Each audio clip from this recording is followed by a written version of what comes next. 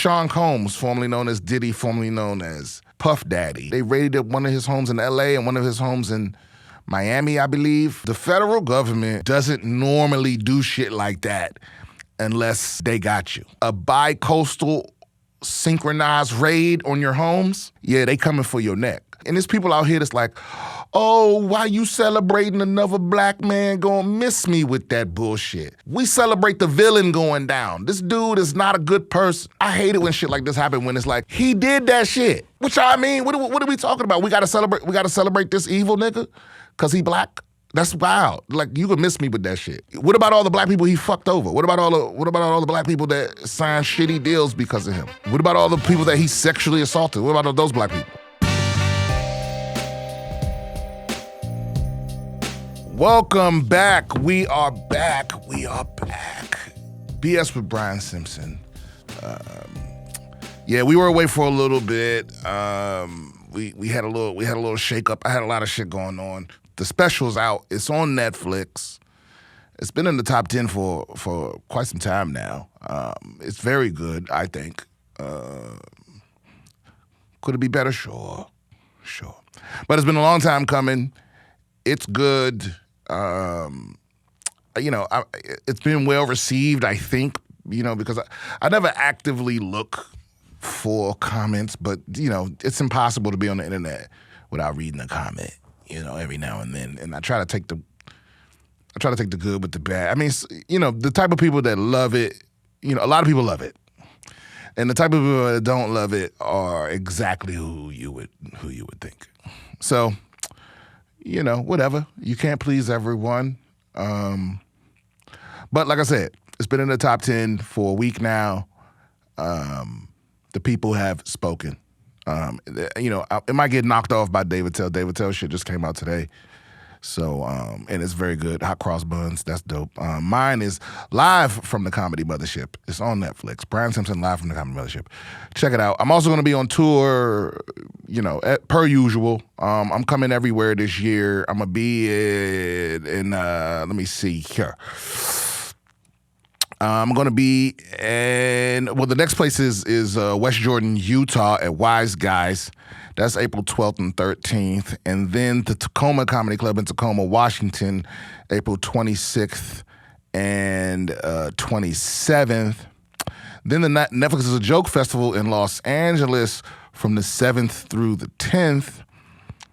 Then the Desert Ridge Improv. I don't know what fucking city that's in. That's what's on my calendar, Desert Ridge. I have to look that up. And in July, Comedy Works Denver. I love me some Comedy Works. And then July 25th, 26th, and 27th, the Comedy Castle in Royal Oak, Michigan. Now, all those links are in my bio, so on my social medias, which is BS Comedian. Or you can go to BrianSimpsonComedy.com and click on there for my website. Why do people even still have websites? I don't know. But yeah, it's really no huge real news lately. I mean, two things struck my eye when I woke up in the morning, and one of them is that Wal Mart is. Well, people are kind of miswording it a bit just for sensationalism's sake. But they are, for all intents and purposes, trying to charge people for self-checkout. Now, we knew this was coming, guys. That, like, real-life brick-and-mortar companies are going to start acting like video game companies, where they go, let's just see what we get away with. Because what happened is Walmart introduced a self-checkout thinking it was going to save them money by not paying cashiers, minimum wage. And then it ended up costing them more money from theft.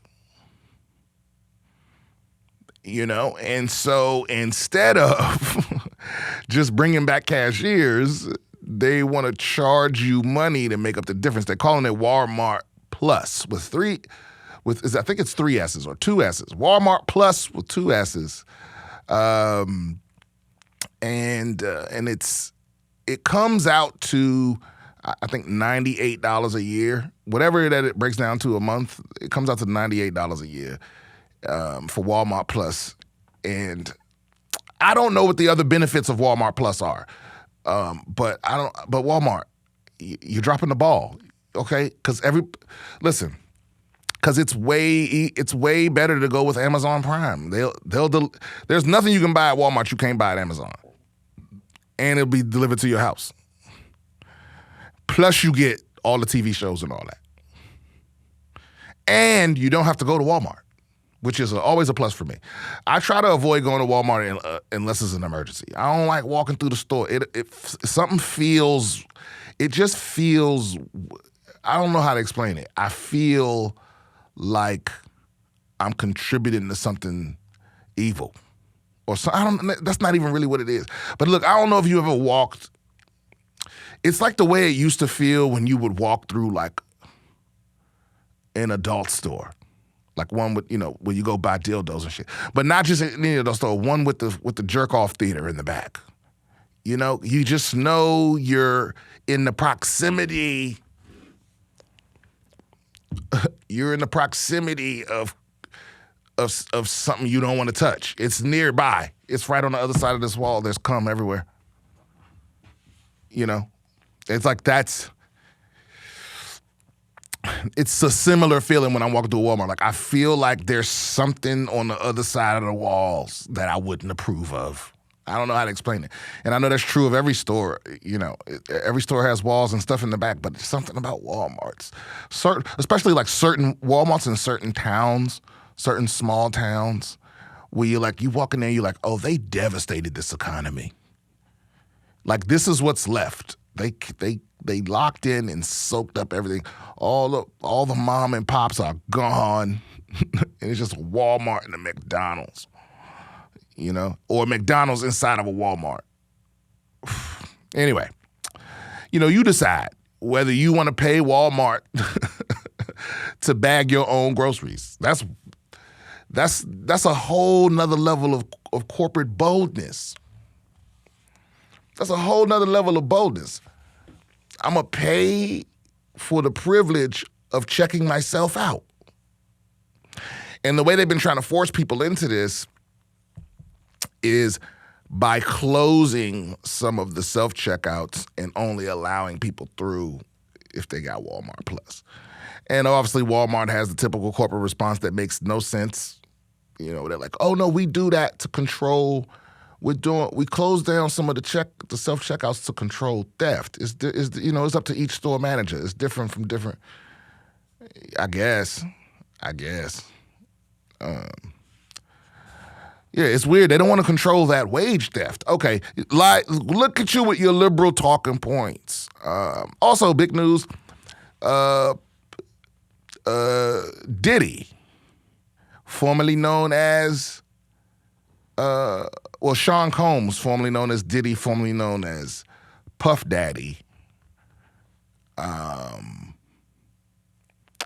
The FBI raided his homes. They raided one of his homes in L.A. and one of his homes in Miami, I believe, at the same time. Now, listen, the federal government doesn't normally do shit like that unless they got you. A bi-coastal synchronized raid on your homes, yeah, they coming for your neck. Because that means they had enough something to show to a judge that approved that. What are they looking for? Who knows? Now, apparently, people are saying that a private jet with the same tail number as one owned by one Sean Diddy Combs fled the country to an island that doesn't have extradition. Now, that's not official. That's more rumor. Who the fuck knows where he at? Or maybe he played it smooth and just paid the pilot to fly there to distract, to make everybody think he was gone. Who the fuck knows? But if he was on that flight, he's definitely guilty of something. Or maybe he isn't. I don't know. Because normally in a situation like this, I would say reserve judgment till you have all the facts. You know what I mean? But with Diddy, so many people that have worked for Diddy or been signed by Diddy or have been around Diddy have alluded to a lot of these things over the years. It's people now that still won't directly say his name connected to other shit. They sort of hint and innuendo and all of this. So it's one of those things where it's like, you know, and there's people out here that's like, oh, why you celebrating another black man gonna miss me with that bullshit? We celebrate the villain going down. This dude is not a good person. You know what I mean? Because I hate it when shit like this happen, when it's like, he did that shit.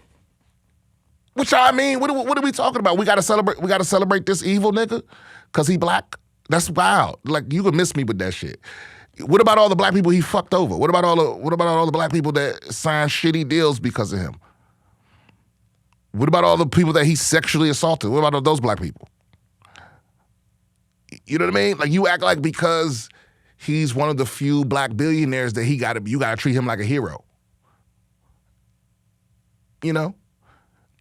Two things to be true. He was a shrewd businessman that accomplished a lot in business, and he was sex trafficking people. You know what I mean?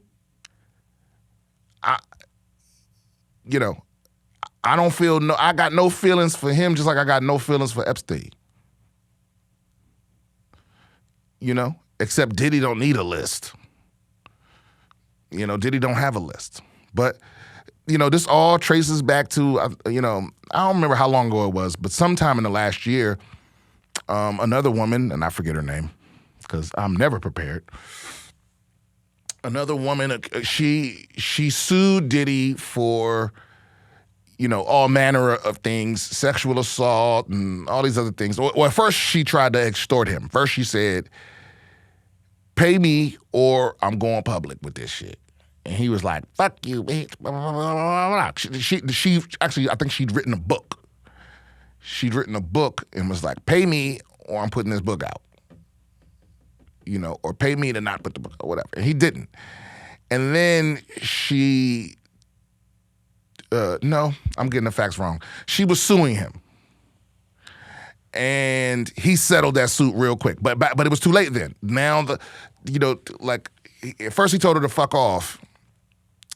She threatened a lawsuit. He told her to fuck off. And then I guess in them depositions, man, he saw what she had and paid her like $20 million or something crazy like that. And then that opened the floodgates. You know, the guys, this is the way payoffs work. It's like, listen, if you know somebody got dirt on you and they threaten you and you gonna pay them. You're a billionaire. Pay them, have them killed, whatever. But like, you can't. I think that's a result of just getting away with something for so long you feel like you're untouchable. And we all know that's what's brought down almost everyone. You know? They get away with it for so long, they start being sloppy, they start thinking they can't be touched. Boom, boom, boom. They catching up with your ass. And now the federal government is all over your ass. You know? And they don't fuck around. They don't fuck around. That's why it's much, much, much better to be rich and unknown. Especially if you're doing criminal shit. It's much, much, much better to be rich and have nobody fucking know you. Because I tell you what, the federal government is not good at a lot of things. But like federal law enforcement though, once they know your name, it's a wrap. If they want you, they getting you. Because whether or not you get caught all depends on how much resources they willing to dedicate to catching you. You know what I mean? And I don't think we've yet to see the federal government go all out, except maybe for like Osama bin Laden. And they been knew where he was. It was just some political shit with Pakistan and whether we would cross into their territory and all this. But we been knew where he was. But I think we had to act like we didn't know for sure or whatever the fuck, but they knew where he was. Because that's once if they really want you, they coming for your ass. Especially in America. Like if you in the United States proper, and the federal government wants you, and they know your name, it's a wrap. If they really, really want you. And not just federal, local, state, all that. When they decide we're going to dedicate everything. Like I remember that Christopher Dorner guy, this was years ago in Los Angeles. A cop like flipped out, lost his mind, and he had a whole manifesto about the corruption of the LAPD and all this other stuff, and he killed, he unalived a cop and his daughter, I think. And then they were like, oh. And then he fled. You know what I mean? And they got his ass. They caught his ass in Big Bear. They burned a cabin down. He was inside. Well, they say it was an accident. They killed that nigga. But my point is, if you robbed a bank in Los Angeles, like let me get a bit. If you robbed a Wendy's in Los Angeles and fled to Big Bear, they would never catch you. Because they putting 2 cops on it that ain't going to Big Bear. And unless you drop some significant evidence on your trail, it's a wrap. You understand what I'm saying? But if you shoot a cop and flee to Nevada, they gonna catch your ass.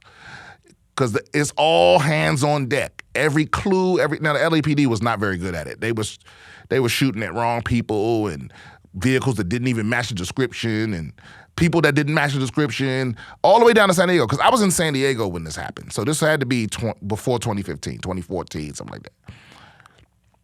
And they were responding to tips that motherfuckers was in the mall in San Diego. So they really want to catch you. Like if they searching the city for you, they getting your ass.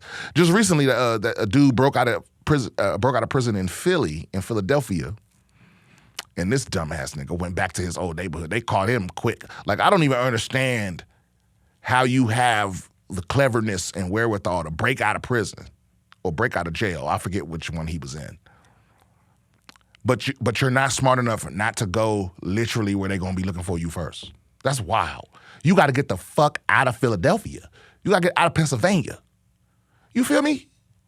Like, you a fugitive, sir. You a fugitive. I think they caught him at his baby mama house.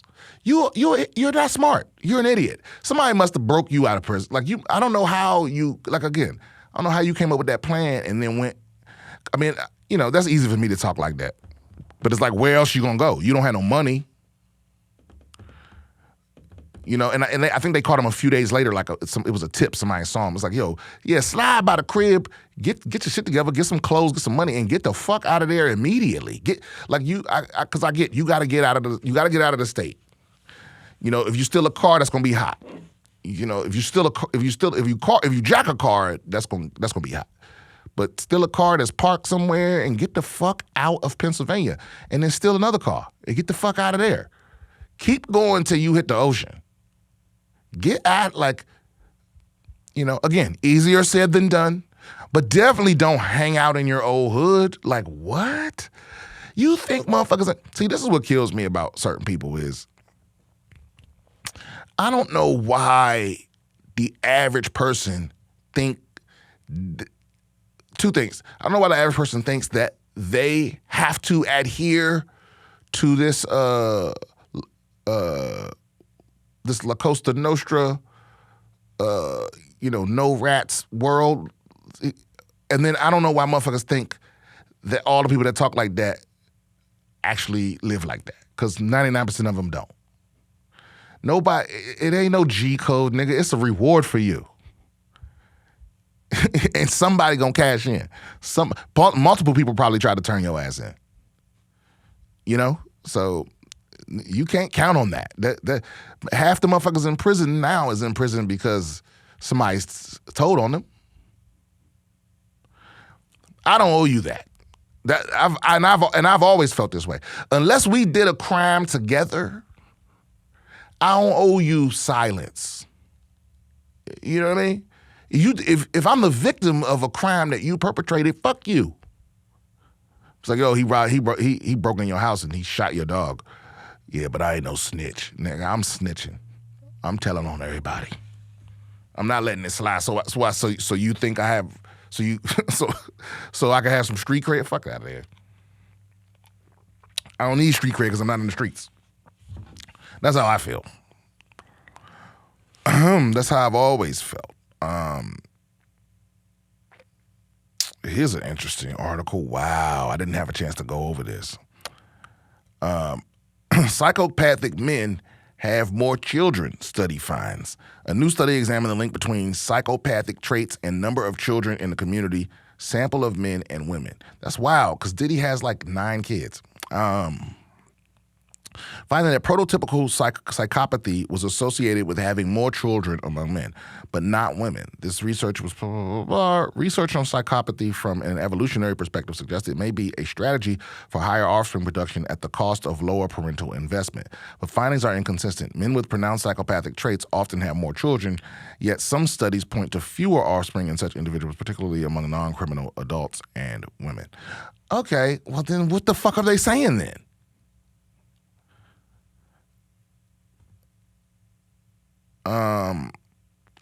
Yeah, I don't know. I don't know. I think that's a dud. I don't think there's anything in there. You know, because if some studies show, looky here. Speaking of Diddy, near 200 names linked to Jeffrey Epstein expected to be made public. List could be released as soon as Tuesday after deadline for objections to unsealing names passes midnight Monday. Oh, wait a minute, that was in January. Yeah, so look, from what I understand, I don't think the Epstein list is actually like a list that he kept. You know what I mean? I think this is just some of the victims that were at the parties recalling who was there. I could be wrong about that.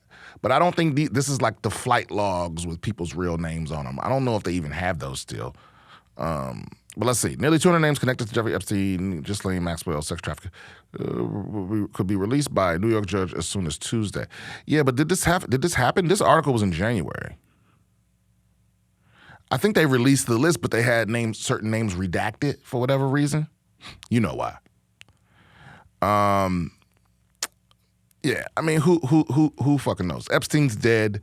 Ghislaine is not dead, but who knows? Nobody's seen her. She's like she's like Kate Middleton or whoever the prince of England, whoever his wife is, or King of England. Who knows? But it's been a long time. I don't want to get caught up in the articles. I'm going to answer a lot of these emails. A lot of them are just like, what happened to the pod? Is the pod dead? Are you dead? Nope, not dead. I'm alive. Pod's not dead. So, man, I have to sort through some of these.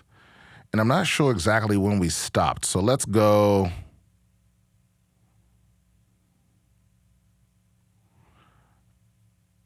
Let's go to this from February 28th.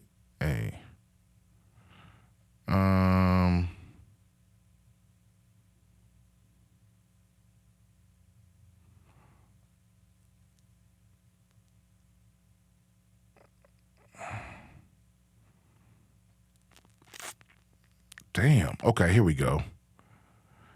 Oh, March 19th. Can't wait to watch the special. Can't wait to watch that's shit when I get up in the morning. Well, thank you, Cameron. Appreciate you, bro. Hey, Brian, just wanted to say love the special. I was laughing my ass off. Also, fuck Netflix and their unnecessary subtitles. I heard that jab at them in your set despite their bullshit nepotism subtitle. Also loved you roasting the fuck out of... been missing the podcast, but I appreciate the opportunity to catch up on old episodes. Hope you and the crew are all prosperous, and I can't wait to catch you again when you're in Chicago. Well, thanks, Brendan. Appreciate you.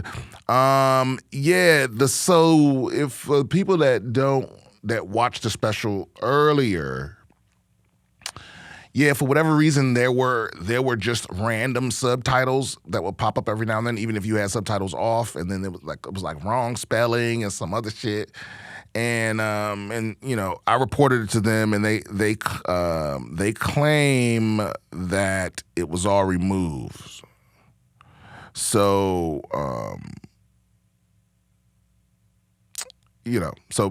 go back and check again. Go back and look again and see if it's gone again. You know, see if they're there. Oh, you don't know. You might have to watch the whole thing again. I don't know.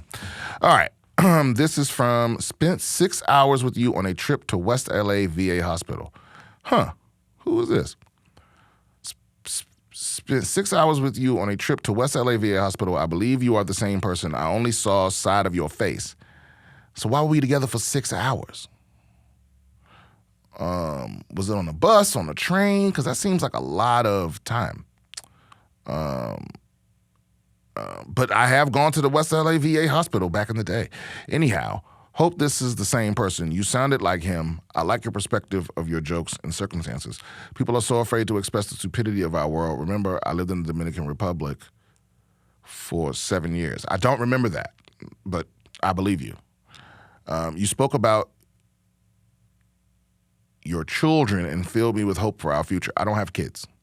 The problem is things don't look good. You spoke of your 2 boys, and so did I, but one is dead. The other is a nurse in the Palm Desert area of California. I am now in Nevada. You are a good man, Brian. Maybe a few bumps in the road, but the major work was done well. I wrote a book about a woman who saves the world and used all the things we talked about in different chapters about how to reconfigure the mess we enjoy daily. Haha, caps are to compensate for low vision. Okay, yeah, I don't think I'm this person, man. I appreciate all that, but I definitely don't have 2 boys. And I don't think I've ever taken a 6-hour trip to the West LA VA hospital. I've definitely taken several too long trips, no more than 3 or 4 hours. But that's because the LA public transit is, not good. But I appreciate you reaching out either way. More of this is what hope this email finds you well. Just curious if you guys have plans to produce more episodes. Last episode was from January 5th. I'm sure Brian is busy with the upcoming special touring and other projects, but just wanted to make sure we would not be deprived of the advice champ much longer. Hope to catch BS. Nope, we back, baby. We back. And I'm glad you said January, because now I know where to go back to. Yeah, there it was, January 6th. Johnny Walsh. I was wondering if you stopped the podcast indefinitely. No, I have not. Okay, here's some advice. Advice on stand-up stage fright. Hey, Brian and Rob. I just started to watch your podcast after watching your episode on I Think We Might Be Drunk with Sam Merrill and Mark Norman. Okay. You were brilliant on it, so I looked you up and was hoping to bug you with a comedy-related query. I have an addiction to comedy and everything that is comedy-related. I grew up in Ireland living in a household that was overcrowded with undiscovered comedians, which might have rubbed off on me. Over the years, as the house emptied out, the in-person comics were replaced by on-screen comics. I consumed more and more and haven't let up in 2 decades, give or take. I now live in Vancouver, Canada, and about a year ago bumped into a friend I hadn't seen in a while at a comedy show he was performing, and after his set, we caught up a bit. He eventually told me that I should give stand-up a try. He would be able to get me a few 5-7-minute slots in front of 30 to 40 and thought I'd be a natural at it. The idea alone, while exciting, struck fear to my core, but it stayed with me. Since then, I filled up a couple notepads with bits, read books on the subject and comedy-adjacent subjects, listened to my Comedy Idols podcast, been to comedy shows, and countless open mics. But every time I picture myself on stage, it feels as if I'm about to black out. Can you give me any advice on how to overcome this fear so I can try to make strangers laugh? No. You mean, can I tell you how to be brave? No. You just got to do it. Every single person that you think is hilarious has had to take that step. For months when I started comedy, I would wear black pants so you couldn't tell my leg was shaking. It's the stage fright is part of it because you don't know what you're doing. You know what I mean? It's just that simple. what I would advise is that the first time, and no one ever listens to me, I don't know why, but don't bring people don't invite them to your first show. It's exciting, and nothing good comes from that. Maybe with the exception of your friend that's already a stand-up, go do mics to get better. Don't subject your friends and family to you sucking at comedy, because you will suck. You have to get your chops. You got to get you got to go up till you comfortable on stage. It's not going to be instant. What gave me the confidence to finally do it was actually seeing a show that sucked. I mean, because that's the thing, is like, most comics suck. Most comics are not good. And you're probably somewhere above the bottom. And so that's all it's going to take, is for you to see a handful of people that aren't funny, and you're like, well, I can't do worse than that, and they're here, and people still treat them with respect. So, but there's nothing I can do to push you. And I'm not judging you. It took me years to have the bravery to do it. I wrote my first joke 10 years before.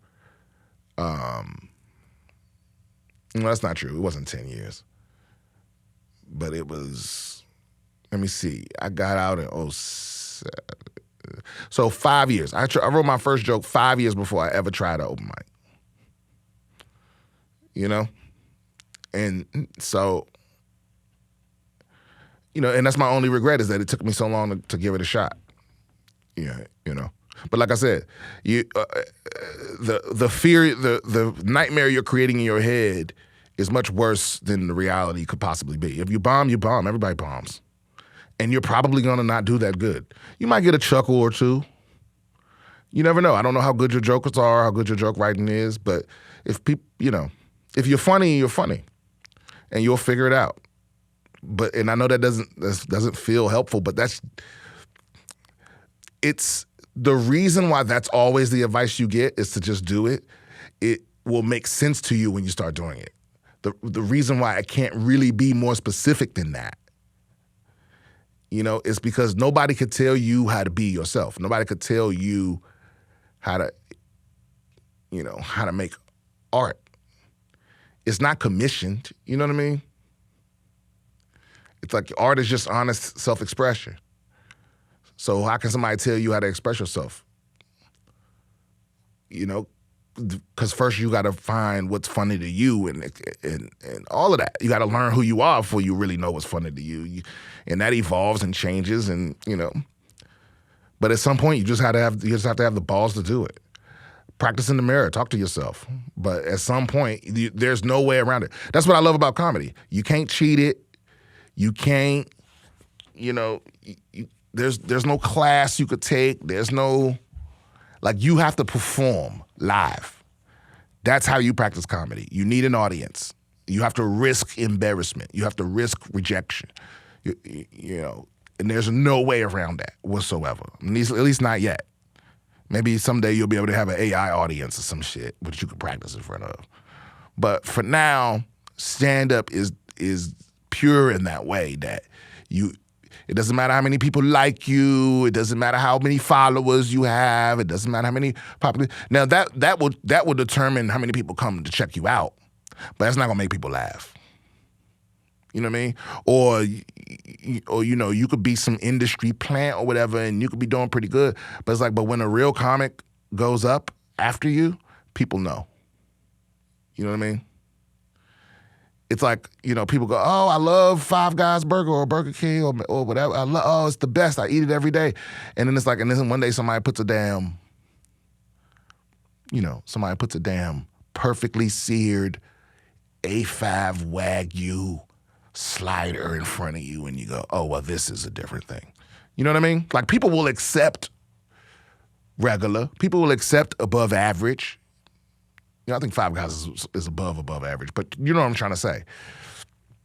But everybody loves the good shit. Everybody loves the good shit. And that's just what it is. So I guess that didn't even really answer your question. That was more of Right. But yeah, you just got to grow a pair, bro. Just suffer through it. Eat your veggies. Okay, life advice. Hi, Brian, a.k.a. the Advice Champ. I'm 25 from Melbourne, Australia, and have been working as a civil engineer since graduating from university for just over a year now. I've already had 2 different engineering jobs, and now that it isn't for me long term, I can't stand the monotony of sitting at a desk all day coupled with the corporate bullshit. Oh. Lord knows I feel you there, bud. I feel you there, buddy. I was trying to make it as an athlete growing up and only really picked engineering as a career because I was good at math and physics and never really gave it much thought as I was pursuing my dream of being a professional athlete. I want to reinvent myself with a new career, but don't know what I'm really passionate about and am struggling to find purpose and meaning in alternative career options. I, like you, have ADD, and I find it extremely difficult to force myself to do things I don't fully believe in and I'm not passionate about. Hey, man, you speaking, yeah, you, all facts. I was feeling exactly like this with my last great corporate job. That's the thing, I've never had a corporate job that was terrible. I just didn't care. And so it felt like I was dragging myself there every day. And I know people are like, in general, like, yeah, fuck my job or whatever. But I'm like, but it's more than that. It's like the amount of myself I had to pour into just showing up. It was just unbelievable. Anyway, I have a million different hobbies, so distractions come easy. I'm considering returning to university to become a high school teacher so I can teach subjects that align with some of my hobbies, notably history and physics. Or is this just a temporary solution to my dilemma? My girlfriend thinks me not wanting to stay in my career and not care about money is selfish and not prioritizing our relationship, which I don't agree with. Is she right? Any advice would be greatly appreciated. Love the show, John.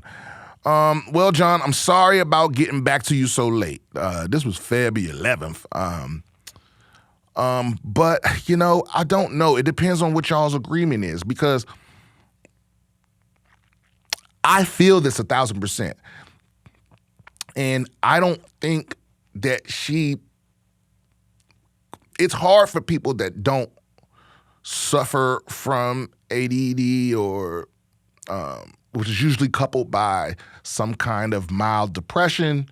And it's real hard to separate the two. I think it's usually some other thing too. It's ADHD plus depression or ADHD plus anxiety or something like that. Your emotions are all out of whack.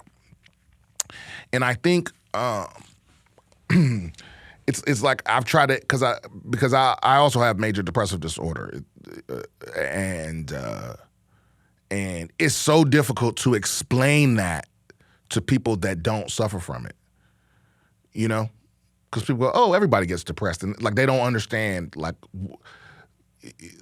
the disorder part. You know what I mean? Being depressed is natural; it happens to most people every now and then.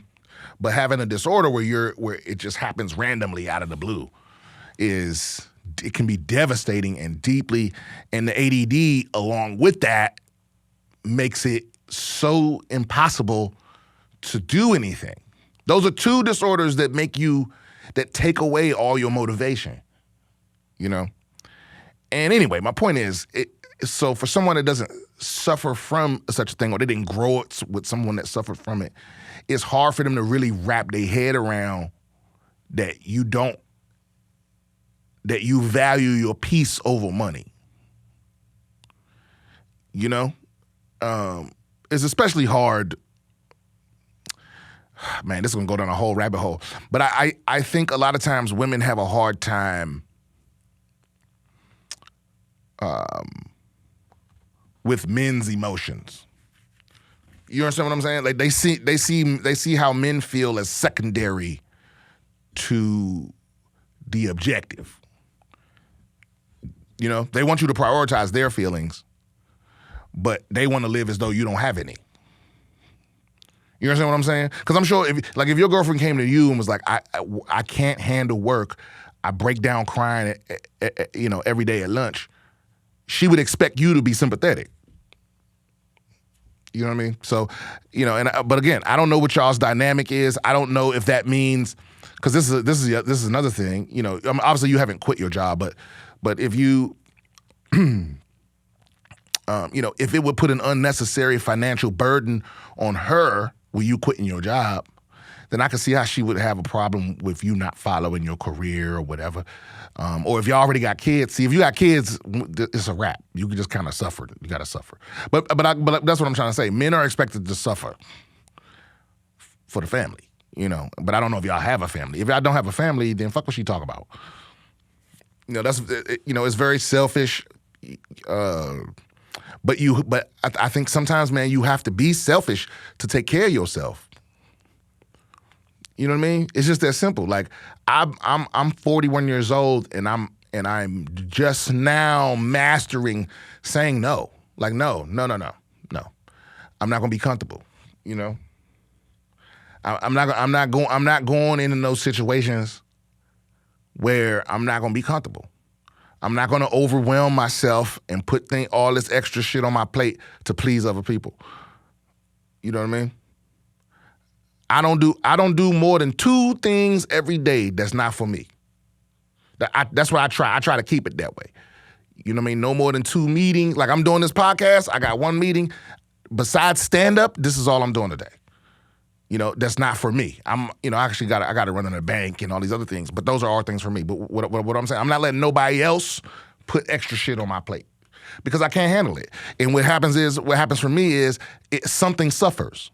When I try to do 1 million things, none of them are done well.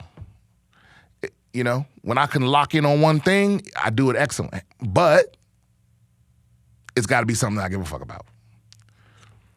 And to be doing a task every day that's not fulfilling, it's not going to be good for you mentally. It's going to start to affect your physical health as well. It's going to start fucking with your sleep. It's gonna start fucking with your energy levels, all of that. So and I don't know how. Also, I don't know how lucrative your career in what was it, physics is gonna be. I don't think that's very lucrative. I don't see why you can't switch. Also, if you're a school teacher in the right place, that pays a grip. Teaching might be you might be suited for that. I don't know if you got to go back to school for that though. You got to get like extra certifications and some more shit. But nah, man, do what fulfill you. Fuck all that. Like as long as there is a compromise. I think, as long as the change you make isn't going to put y'all in the poorhouse. Because I would have to. I wish I could do these live because I got so many more questions. Because the selfish bastard in me wants to be like, fuck what she talking about completely. But she could have a point depending on y'all's dynamic. That's what I'm trying to say. But at the same time, I think you got to re-emphasize to her how much you need, like how much you can't do this forever. Like, because maybe she's looking at your career like, oh, well, if you stick with it, eventually you'll be making X dollars. But what she doesn't get is you're gonna self-destruct. Like eventually it's this tension that's building up, and something got to give eventually, and then it ain't gonna matter how much fucking money you're making if you have a fucking nervous breakdown. So I hope that helps. Okay, from Corey. Hey Brian, just a fan of your comedy and podcast. Hope to hear new episodes soon. And stand up. Hope all is well. We miss you, man. Thank you, Corey. Let's do. I got time for 1 more, maybe 2 more. Let me see. Hey, BS. Just came across your podcast, and it was very informative and useful, and it can be incredible if it could be available in short bits for your potential viewers, and we are here to make it happen. Oh, this is somebody trying to get me to hire them. Yeah, I might do that. We okay.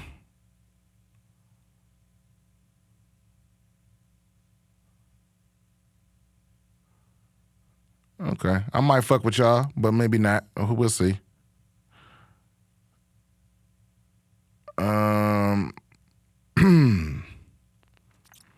Okay, so all the rest of these are after the special. Okay, Imani, BS, what's good, brother? Just watched your Netflix special and was dying laughing the whole time. I'm so upset. This is the first time I've seen you. You're a pure genius. I just wanted to let you know that I don't understand why Netflix felt the need to put subtitles. Yeah. I'm going to check your schedule and see when you're in Chicago. If so, look forward to supporting you by purchasing a ticket. Well, thank you, Shy. I'm coming back sometime this year. I like Chicago. All right. I think, wait a minute. We might got one more.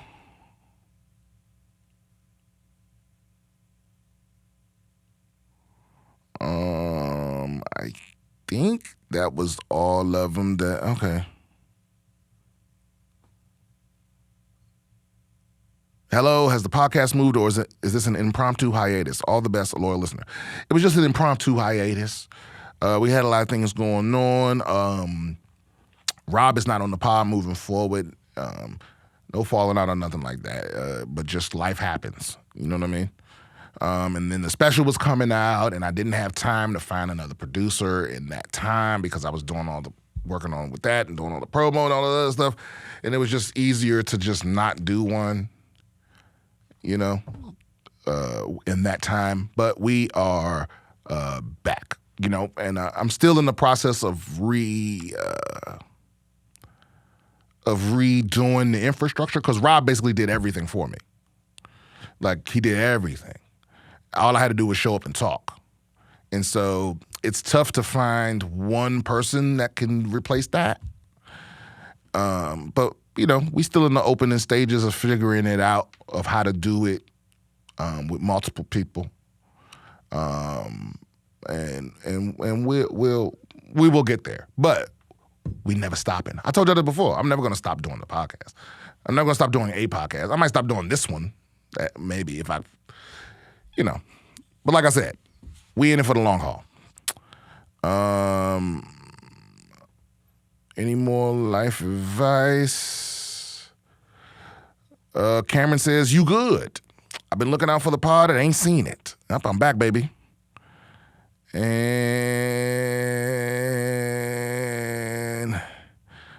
oh, wait a minute, did I do this one?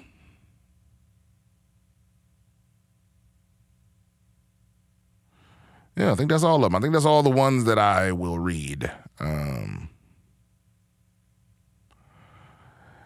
Yeah. So we're back.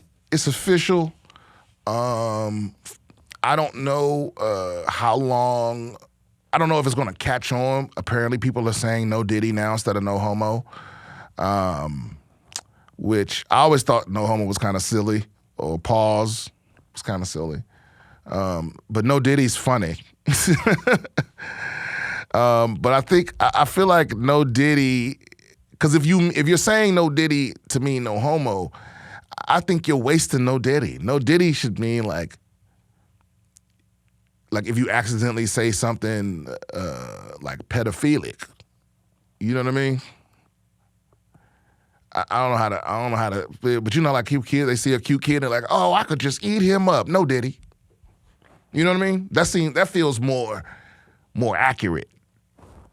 You know, like if you accidentally say something sex trafficking, I could, girl, you so fine, I could just fly you to Dubai and cut you off from your family and resources. No Diddy. Something like that.